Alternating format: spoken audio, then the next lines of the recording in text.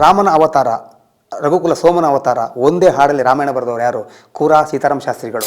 ಎರಡೇ ಸಾಲಲ್ಲಿ ಮಹಾಭಾರತ ಬರೆದವರು ಯಾರು? ಡಾಕ್ಟರ್ ಹಂಸಲೇಖ ಅವರು.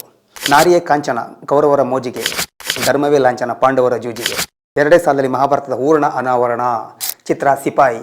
ಈಶ್ವರಿ ಸಂಸ್ಥೆಯಿಂದ ಬಂದ 25ನೇ ವರ್ಷದ cinema Sipayi, the musical war. Ravi sir ಇದಕ್ಕೆ ದಿ ಮ್ಯೂಸಿಕಲ್ ವಾರ್ ಅಂತ ಕೆಳಗಡೆ ಒಂದು ಟ್ಯಾಗ್ಲೈನ್ ಕೊಟ್ಟರು. ಯಾಕೆ ಕೊಟ್ಟರು? ಈ ಸಿನಿಮಾದ ಹಾಡೆಲ್ಲ ಸೂಪರ್ ಡೂಪರ್ ಹಿಟ್ಟು. ಒಂದಕ್ಕಿಂತ ಒಂದು ಹಾಡು ಸೂಪರು. ಆದರೆ ಯಾರಿಗೆ ಬೇಕು ಈ ಲೋಕ ಹಾಡು ಮಾತ್ರ ತುಂಬ ಜನರನ್ನ ಇವತ್ತಿಗೂ ಸೆಳೀತಾ ಇದೆ. 97 ಆ ನಂತರ ಸಿಪಾಯಿ ಸಿನಿಮಾ ಬಂದ ಮೇಲೆ ಎಲ್ಲರ ಮನೆಯ ಟೇಪ್ ರೆಕಾರ್ಡಲ್ಲಿ ಯಾರಿಗೆ ಬೇಕು ಈ ಲೋಕ ಸಾಂಗು ಪ್ಲೇ ಆಗ್ತಿತ್ತು. ಇವತ್ತಿಗೂ ಪ್ಲೇ ಆಗ್ತಿದೆ. ಎಲ್ಲರ ಮೊಬೈಲು ಪ್ಲೇ ಆಗ್ತಿದೆ. ಸಿನಿಮಾ ಸಾಹಿತ್ಯ ಬರೀಬೇಕಾದಾಗ ಒಂದು ಸಾಹಿತ್ಯದ ಜೊತೆ ಅದ್ರ ಜೊತೆ ಒಂದು ತತ್ವ ಹೇಳಬೇಕು, ಜನಪದ ಆ ಒಂದು ಟಚ್ ಇರಬೇಕು ಅಂತ ತೋರಿಸ್ಕೊಟ್ಟವ್ರು ಯಾರು? ಹಂಸಲೇಖ ಅವರು.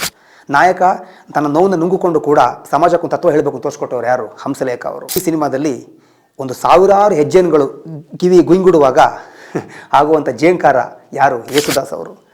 ಎಲ್ಲರೂ ಸೇರಿದಾಗ ಬರೋದು ಅದ್ಭುತ ಹಾಡು, ಅದ್ಭುತ ಚಿತ್ರ.